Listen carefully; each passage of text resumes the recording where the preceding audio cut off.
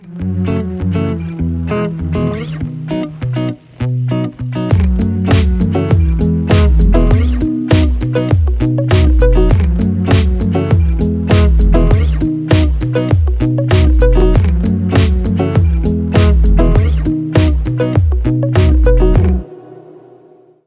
do a lot of research. My research is focused on families who are affected by serious illness. And so I was asked today to come talk to that other side of sort of the patient equation, those family members who are affected by serious illness. Just so you know a little bit about me, I spent about 10 years in intensive care units, and so for a good part of my life, I actually saw people at the very end, which in an ICU can look not very nice. In fact, it can be quite traumatic. And those experiences really struck me because not only was it probably not what the patient would have wanted their end of life to look like, it was incredibly stressful to those family members at the bedside who were just dumbstruck and had no idea that it could look like this. And I thought, you know, we can do a lot of things in the ICU. We probably could, and a lot of efforts are in there right now to try and make that look a lot better. But there's a lot of things that we can do much earlier on to help prepare people, including family caregivers, to just better cope with the experience of caring for someone and supporting someone with a serious illness, because it is hard on you too. So today, I'm going to talk a little bit about co-survivors. I looked it up. It's anyone who lends support to someone with cancer from the time they're diagnosed through treatment and beyond. I want to talk about 3 key messages here today. First, as a co-survivor, I want you to walk out of here today and know that you are invaluable and that you are not alone. And as isolating as being a family member of someone with cancer can be, there are millions of you, and we'll get into that. Secondly, there are positive ways that you can approach being a caregiver of being a family member of someone with cancer. There's positive ways, and then there's not good ways. And these are ways that are going to cause you a lot of anxiety and depression and stress. Thirdly, I'd like to encourage you to reach out for help. This can be very hard for family members because reaching out for help when the person sitting right in front of you is the one who's sick can make you feel guilty or like you're taking away from their care. What I want you to walk away today from, though, is to realize that if you do not take care of yourself, you will not be able to take very good care of this person that you care about. Those are 3 messages, so let's talk about them a little bit more. So message number 1, as a co-survivor, you are invaluable and you are not alone. So the National Alliance for Caregiving recently did a national survey. They wanted to know how many people in the US care for someone with serious illness or disability. They found that there's 40 million individuals who are caring for someone with a serious condition. They're not paid for their work. They do it because they need to, they have to, they're their family member, they feel obligated. Now, in this survey, you could endorse an item that asks about what is the primary illness condition that the person you care for has. Of those, about 3 million people, 2.8, said that they cared for someone with cancer. Now, I don't know about you, but I don't have 2.8 million of anything. I mean, I think I wish I did, but I don't have 2.8 million. That's a big number to me. And so I have a hard time wrapping my head around that. How many is 2.8 million? Well, it's about 6,737 47s, or it's about 35 fully packed football stadiums, or it's about the entire size of the city of Chicago. We're talking about a huge population of people who are not paid, who are doing this work because they care about this person. You are not alone. There's a lot of you, and you're also doing things that are essential for the person that you're caring for them to maintain some sort of quality of life as they're going through this experience. What are they doing? 72% of families say they're providing medical or nursing care tasks in the home. The same kind of tasks that if we were to walk through a hospital together that you would see nurses doing at the bedside. Now, this could include managing very serious symptoms, nausea, fatigue, constipation, many other kinds, diarrhea. They also are assisting with medication administration and not just delivering oral medications, but also injectable medications and others, patches, and serious medications. Other things include breathing treatments. They manage ostomy, wound, and dressing cares. They're administering G-tube feedings. They're also doing intermittent catheterizations. If you've never heard of these terms, good. I hope you never have to. They're also doing other tasks to support daily life for the folks affected by cancer. There's a lot of them. And of that survey I just mentioned, they tried to get a sense of what proportion of folks are doing these things. Most people are coordinating all these medical appointments behind the scenes. They're the ones who are scheduling in the calendar those weekly visits to the doctors, as well as other visits that people have to make to other appointments. They're providing transportation. They're doing home and lawn maintenance. You may have been doing it already. If you haven't, welcome to a new chore. Grocery shopping, meal preparation, which isn't always easy, as we heard from our last talk. Finances, they're having to deal with all the stuff behind the scenes with insurance and making sure that things are getting paid for. That can be incredibly stressful. And so you can read through the list, and when you read through this list, you're thinking, gosh, that is a lot of stuff. How much time is that taking anyway? They found that the average family member caring for someone with cancer is providing about 8 hours per day of care. That's a full-time job. And they're doing it over a fairly prolonged period, about a little over 13 months. Now, you can imagine that if you're basically doing a full-time job, doing all these tasks that you've never had to do before, witnessing someone that you care for maybe struggle with this cancer, that it's going to be hard on you. And in fact, about 1 in 2 probably of family members probably have anxiety. About 1 in 3 probably have depression.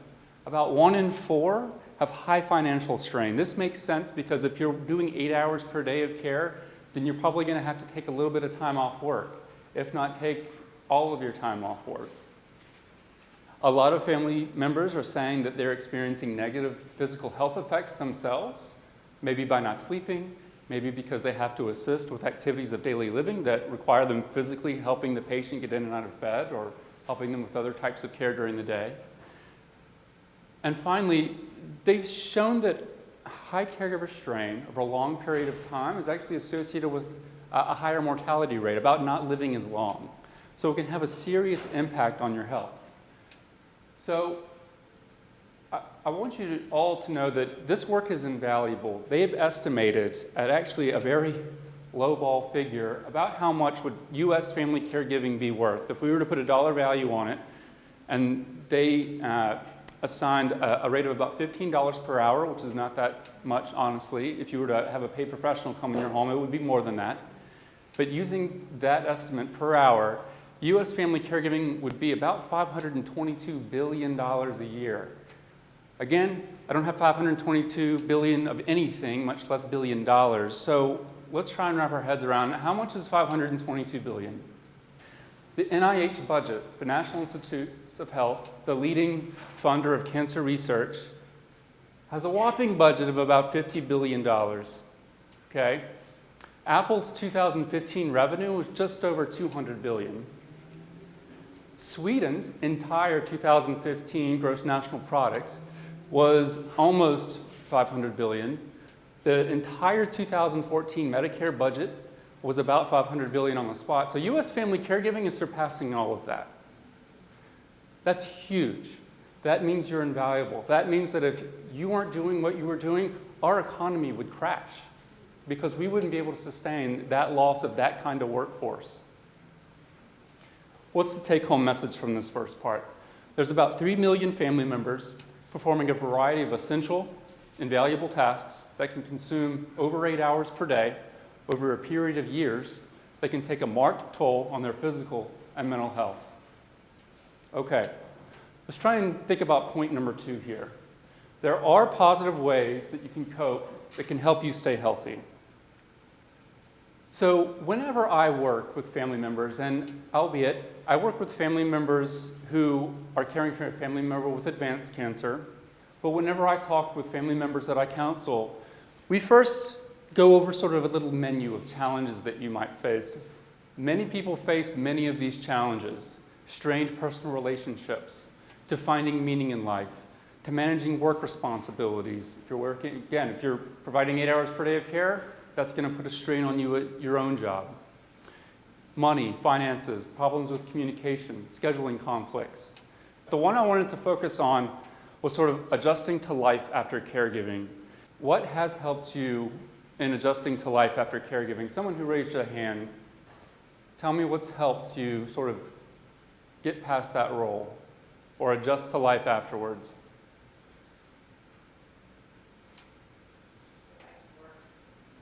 Going back to work. Great. What else?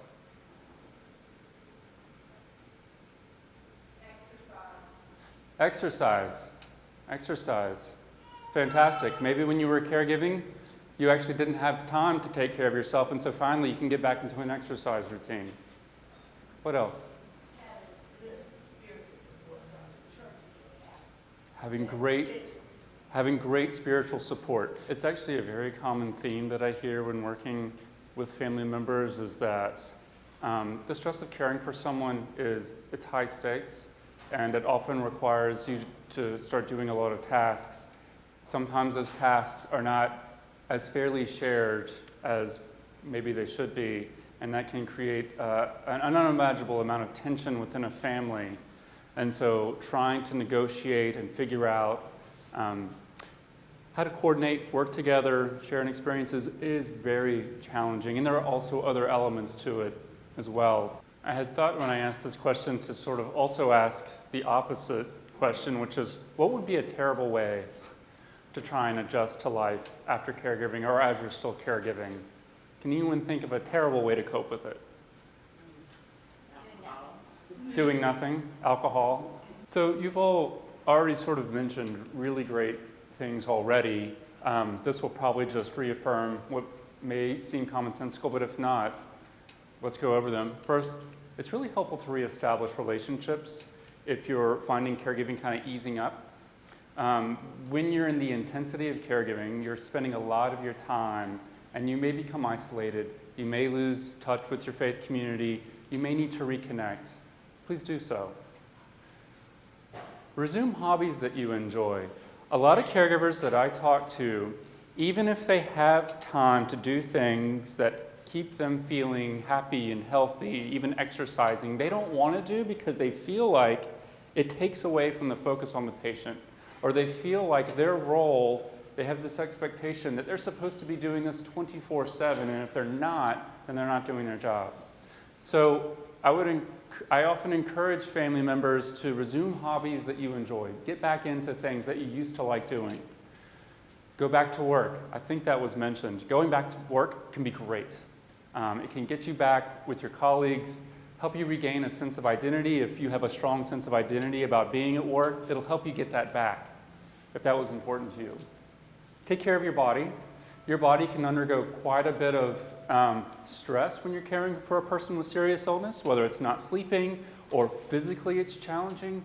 So do remember to take care of your body. I remember I had one guy who was taking care of his mother who lived about 30 minutes away, and he said he gained like 20 pounds. And I said, you gained 20 pounds? And he said, the only food I can eat is fast food because it's the only thing available between me and my mother's house. So he had gained over 20 pounds from caring for his mother. So do try, if you can, if you had some healthier habits before, to resume them. Write in a journal. Writing in a journal is not for everyone. I know that this is an overgeneralization, but when I have men, sometimes they're like, write in a journal, what are you talking about? But if it's for you, if you find that sharing your thoughts privately or writing about how you're feeling is helpful, we would encourage people to try that out. Support a cause or help others. If you feel like, gosh, I have had a real experience here, I want to give back because there are like 2.8 million other people out there going through what I'm going through. If you feel like you'd like to give back, do so. There are opportunities, and I can speak a little bit to that in the next few slides. So I also wanted to talk about some emotions that can come along with caregiving. Feeling overwhelmed, uncertainty, anxiety, fear of treatment-related side effects, anger, depression, guilt, grief and loss. Regarding grief and loss, it's not always grief and loss about a death. You may be grieving over the loss of what some of the person that you love. They may have sort of had an image in your mind, and they may not be that same sort of person anymore. This is very common in Alzheimer's caregiving because obviously there's a lot of personality and behavior changes. It's also common in cancer caregiving. This person may have, been a CEO of a large company and they're just not that anymore, and there's a grief process going on for people when that happens. So one emotion that I wanted to talk a little bit more about was fear of recurrence. So when we're thinking about fear of recurrence, we would encourage people to first recognize and talk about your emotions. If you do the opposite of that, if you keep these emotions in and you do not talk about them, they will typically get worse. So it's very important in some way to find a way to try and talk about or communicate about what you're feeling. Accept that being fearful is normal. If you're scared of that, if fear of cancer recurrence is occurring to you and you wonder, gosh, am I just not moving on with my life? It's over with. Why can't I just move on? This is not an uncommon feeling. Many people feel like this. And what I want to say is this is normal. It's okay for you to feel like this. Don't worry alone.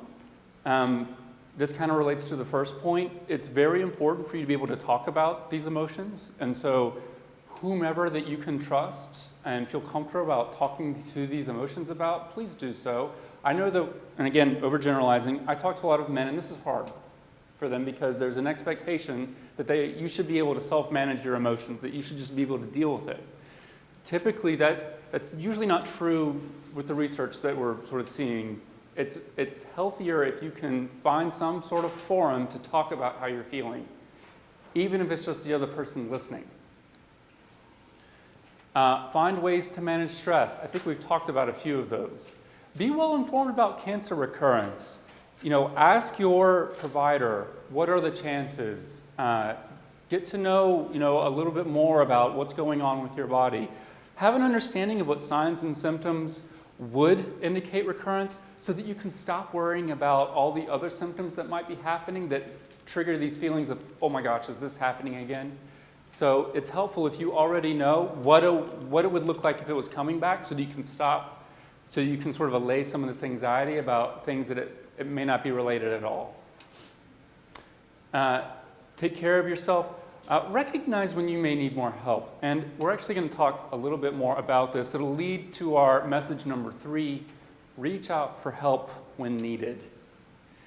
So it's not always obvious, but when should you reach out for help? I use a little metaphor with men. I say, let's pretend we live in Key West or Miami. We live in Hurricane Alley. There will be a hurricane coming. When is the best time to buy those storm-proof shutters? Is it going to be when the hurricane is just offshore? Probably not. Is it going to be a little bit painful to fork out some dough at the beginning before a hurricane? There hasn't been a hurricane maybe in a couple years. It seems like a pain to fork out for fireproof shutter or windproof shutters. But if you do it now, when the hurricane comes, you're ready. You're more proof. That still means you undergo a hurricane, but at least you're better prepared. So here's what I would say. When worry or anxiety gets in the way of your relationships and daily activities, you were talking about, it's individual. It is. I often tell people, if you're experiencing so much worry and anxiety that when you're having a conversation with someone that you normally have an easy conversation with, and it's been 5 minutes and you have no idea what they just said, that's the kind of worry or anxiety that's actually interfering with your relationships. Some more obvious examples is if you're at work and you've noticed that you're just not performing in the same way that you used to.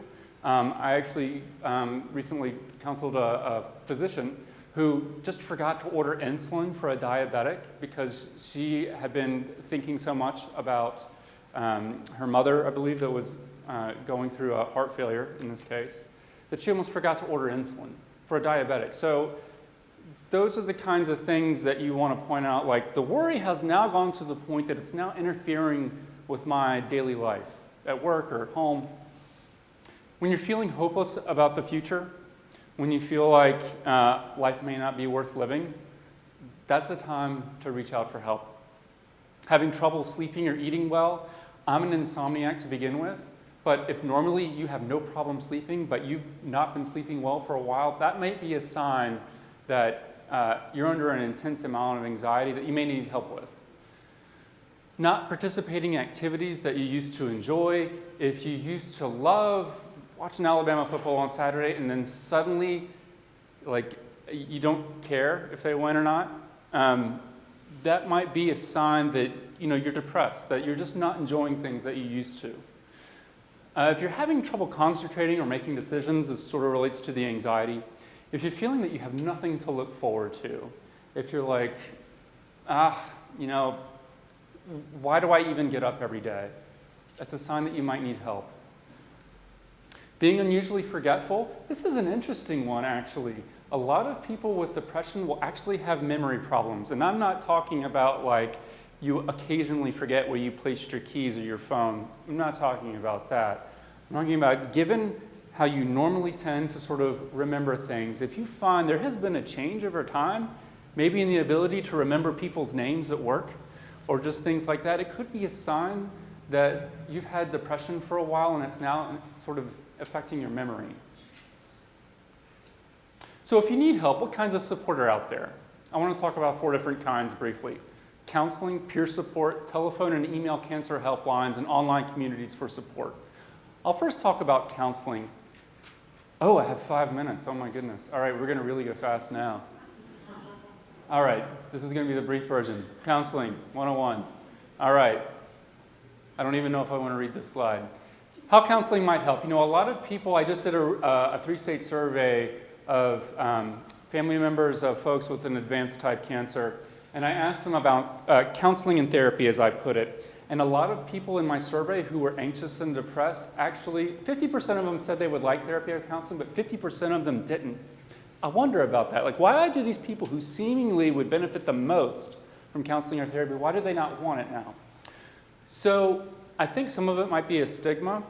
So I want to help with that if any of you feel like that about what counseling and therapy actually is. So how can counseling help? They can help you learn ways to cope and to feel less overwhelmed and in control. They can talk about maybe drinking a 6-pack at night might not be the best way to help handle a situation. There are other ways to cope, like exercising, that might be better. And it can be much more sophisticated than just that. They can help you explore your caregiving experience, what it means to you. They can help you manage your depression and anxiety. They can help you learn how to manage someone else's depression and anxiety and symptoms. They can help you learn communication techniques. They can help you address relationship issues and financial concerns, explore options and get feedback on any decisions that you have to make. Workplace issues and strategies. I think this is a very underutilized form of counseling, is to connect with a social worker who can help people manage finances a lot better. Huge source of distress for many family caregivers. Learn how to help your loved one or family understand and cope. And finally, explore and resolve sexual issues related to cancer. Sort of an unspoken part of cancer that I think is being studied a bit more is that people's intimate lives can be severely affected by cancer. And for a lot of people, it's really important. And so if you're having issues in this area, counseling and therapy is a way that can really help that. So there's many types of counseling. There's individual counseling. I think this is what most of us think of. We sit in a little Shea lounge chair and there's a psychologist or psychiatrist sitting there. There is that type of counseling, but it doesn't always look like you might imagine. It's just 2 people sitting in chairs having a conversation usually. There's couples or family counseling where you can go maybe as a couple if it's 2 spouses, or you can go as a daughter and mother. There's also group counseling. If that is an environment that might suit you better, then there's also group counseling. And I'll actually say a bit more about group counseling. There's also peer support, and I am going to go faster, I promise. There's peer support. Some questions that you might want to ask yourself if peer support is for me. Ask yourself this question. Is it important for you to connect with others going through the same experience?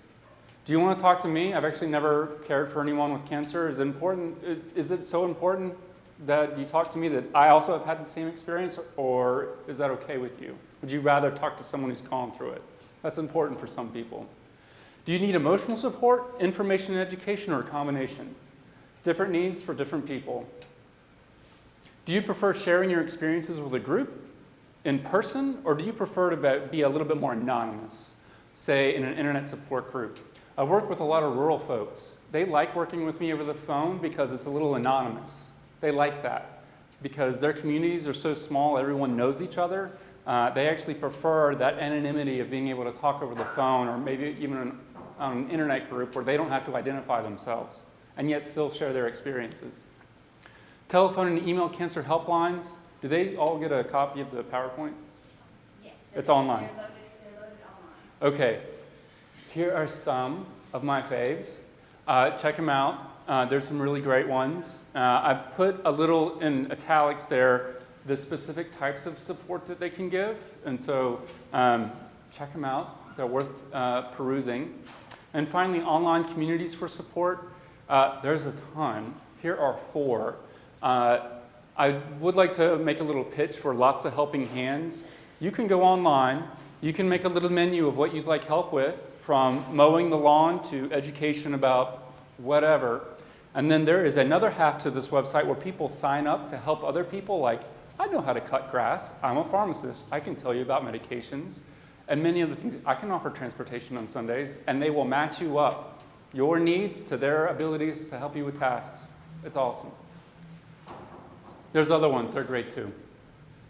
Finally, I'd like to put a little pitch in for UAB resources and support. We have a ton. I'm just going to list 2 because if you call them, they'll be able to connect you. If they can't help you themselves, they'll know the people who can help you. And so that's the UAB Comprehensive Cancer Center and then the UAB Outpatient Supportive Care Clinic. You can tell them that Nick sent you and they'll be good. They know who I am.